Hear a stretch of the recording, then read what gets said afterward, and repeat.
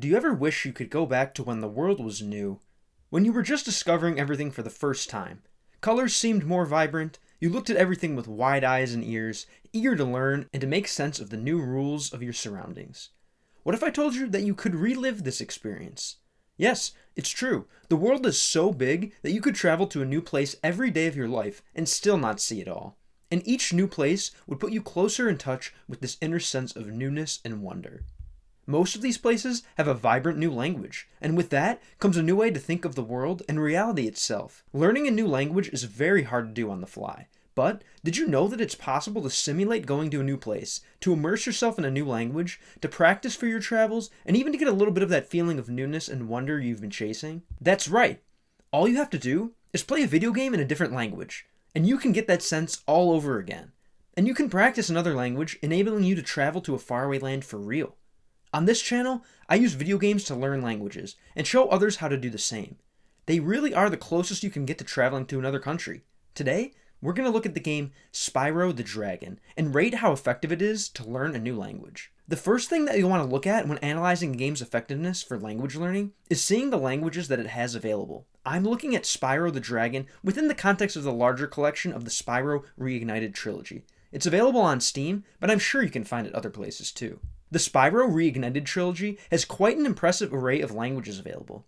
The languages are English, French, Italian, German, both European and Latin American Spanish, Arabic, Danish, Dutch, Finnish, Norwegian, Polish, Brazilian Portuguese, and Swedish. A pretty solid selection, but the really remarkable part is that all of these languages have full audio available.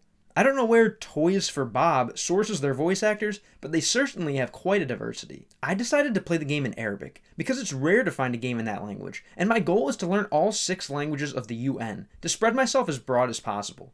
So, what did I find? Honestly, I don't have a ton of Arabic experience. I can barely read the script, and when trying to type out a word I see on the screen, it takes me quite a while to find the letters on my keyboard. For some games, this would be a disaster. But luckily, Spyro is a game for all ages, which means the text is not super complicated, the font is large and easy to read, and there are plenty of opportunities to stop and translate. And most of the time, you don't even need to pause the game. This is great for someone who's first learning a language. For this reason, I'm going to give the game's difficulty rating the rating of beginner.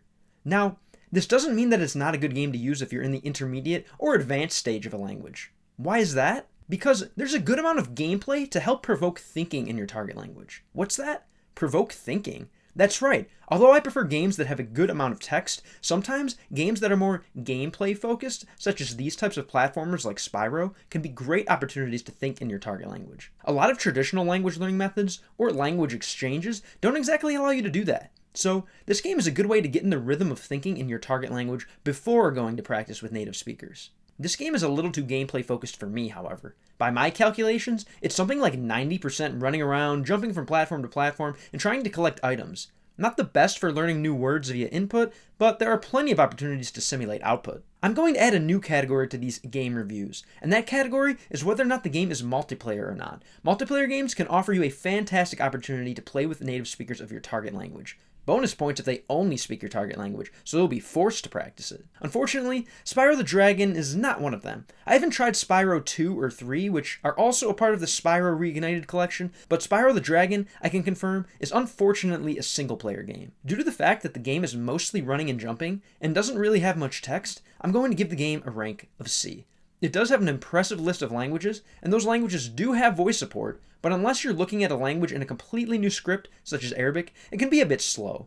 But if this is your first time ever playing a game in a foreign language, it might be a good place to start. It's certainly a good vehicle to translate your thoughts in a foreign language. If you enjoyed this series, please subscribe to the channel and let me know what games you'd like to see reviewed next. Happy learning! And remember, games can also be a learning tool, and learning should be fun.